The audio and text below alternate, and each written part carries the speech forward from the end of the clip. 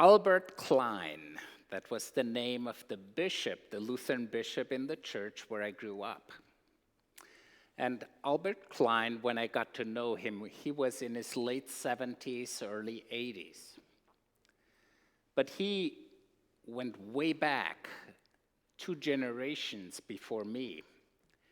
And after World War II in Transylvania, where we grew up, he was rounded up with many other people to work in a Russian coal mine to help rebuild Russia from the destructions of the war.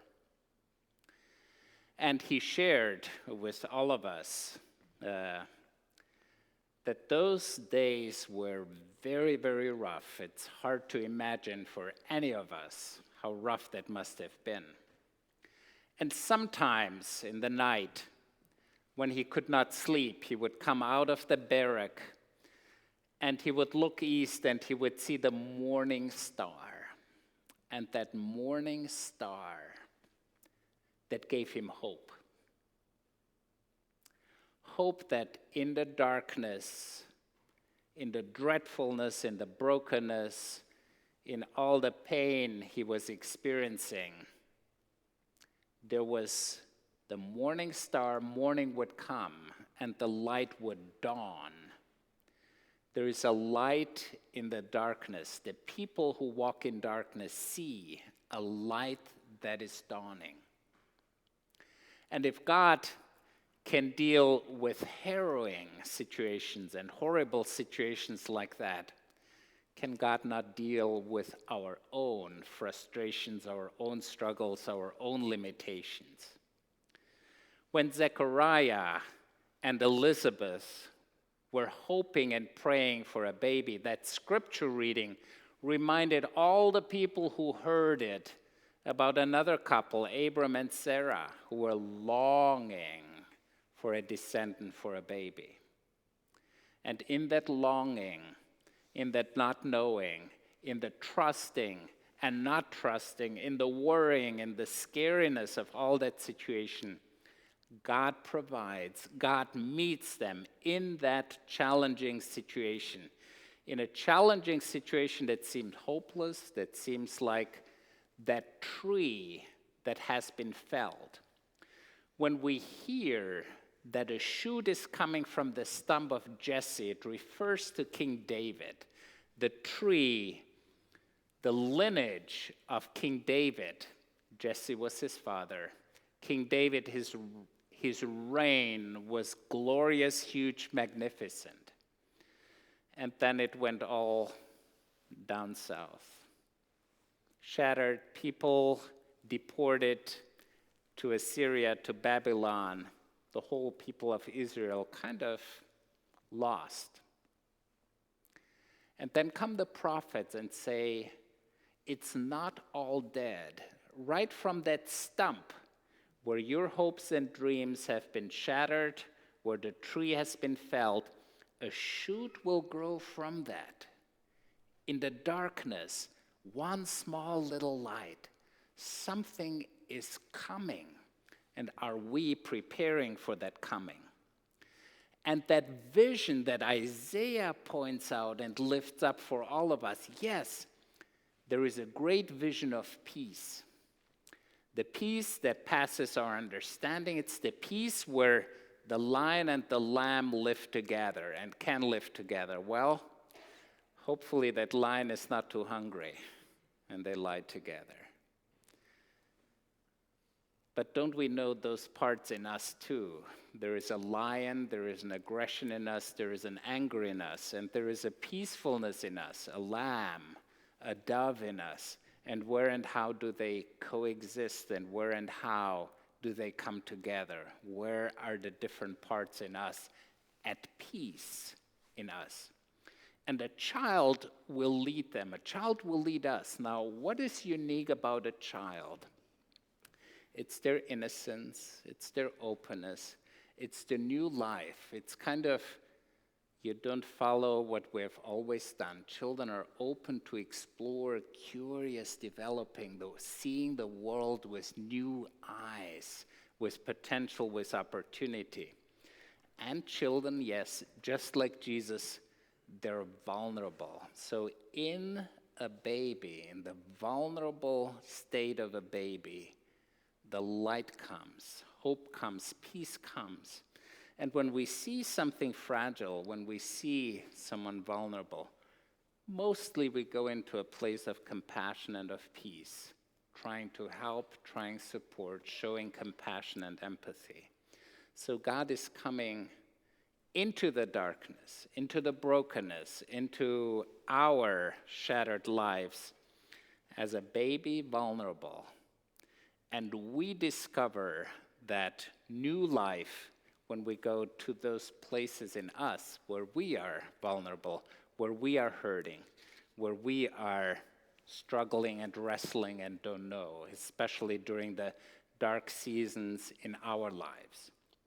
Now, what is also unique about children is that with them, there's always a new beginning, new opportunity. As the saying goes, the birth of every child is God's yes that the world is to continue, that there is to become a better world, the opportunity, the vision that a better world is possible. So, peace. What makes for peace? The statement goes, for peace to take place or to happen in the world, there needs to be peace in a country. For peace to be in the country, there needs to be peace in the community.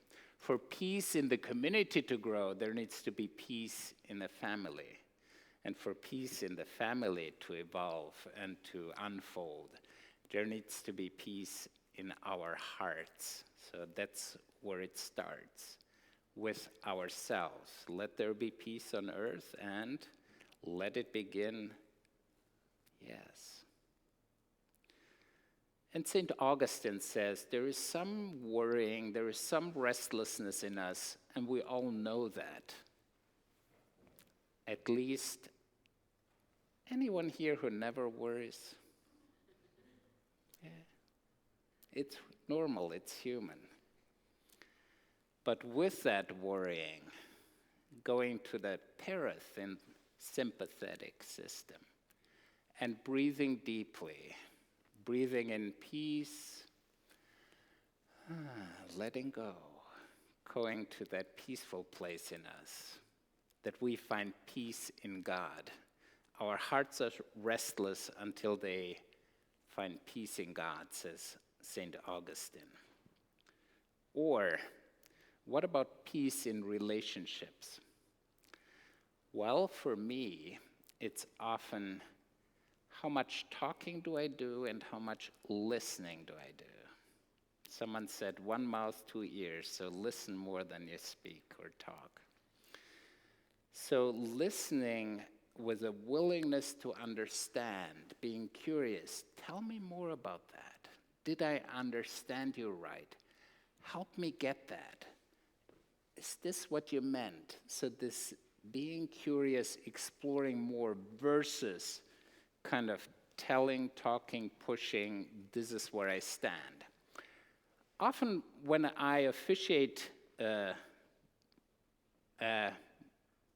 wedding or a marriage, when we're here, people choose to have a unity candle. And there is one candle for the bride and one candle for the groom. And there is a candle in the middle, the unity candle. And one candle is lit by one family, the other candle is lit by the groom's family, and they come together.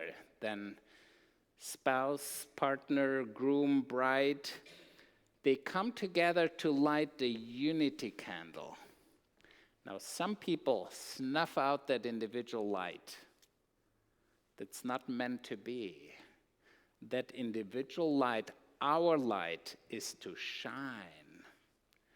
And together with the other lights, it brings more light to the relationship and to the world.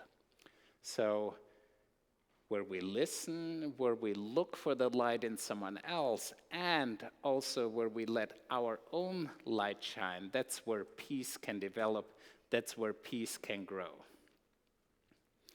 And someone said, and I think there is a deep truth to it, when you hear someone's story, when you get to know them on a deeper level, with their vulnerable places, with their struggles and all, there's just no other way than to care for them. It's so easy to reject people you do not know. Get to know them on a deeper level, and you feel a warmth welling up in you and the connection where we are truly connected, and let that rise in us. Now, what about peace in the community or in a country? Peace and justice are siblings or twins. You cannot have one without the other. Someone said, you want peace? Work for justice. Give you an example. We are really, really good here at feeding the people who are hungry. Terrific. But what about, why are so many people hungry? What's going on? It's this image of when we're at the boat ramp here on the Isle of Q, and you notice people are coming down the river. We pull them out because they're drowning. We try to pull them out. The next step, the work for justice, is going upriver, upstream, and figuring out who is pushing all the people into the water. You see, there is, on one hand, the help, the care, the compassion, what makes people end up in situations as they are, and that is the advocacy, that's the prophetic ministry, that's where we are called to change something in the system to help those people who need the help by advocating. So that's the justice part of it. What about the wider community, the wider world? To me, one of the most peaceful persons in how he embodies it is the Dalai Lama. You just see it in his whole being, a smile, a centeredness, a wholeness. Now, life hasn't been that easy for him. Actually, in Tibet, the Chinese took over and pushed him and the followers and the Buddhists, Tibetan Buddhists, all out of their home country. So he still is in exile. And when someone asked him, are you not bitter that they took your homeland and your community and all, that they took all of that from him? And he said, you know what? They took our land. Why would I give them my soul too? There is something in him where he modeled of letting go, of forgiving, of not harboring and clinging and holding on and fighting and not being at peace inside, even though he and his community experienced great losses and tragedy. Jesus calls us to be peacemakers, and when we work for peace, we are called, God delights in us, daughters and sons of God. It's who we are to be. So peace. Peace inside of us when we worry, when we're restless, like St. Augustine says. Let us find peace, resting God in our faith, in knowing that we're being held, that we belong, that we're not on our own in it. Peace when we listen in relationship with a sense of wanting to understand, being curious, checking things out, and listening more than speaking or imposing our perspective. Peace in the community and in the country when we work for justice and not just hoping for peace to happen. Peace of letting go, like the Dalai Lama models.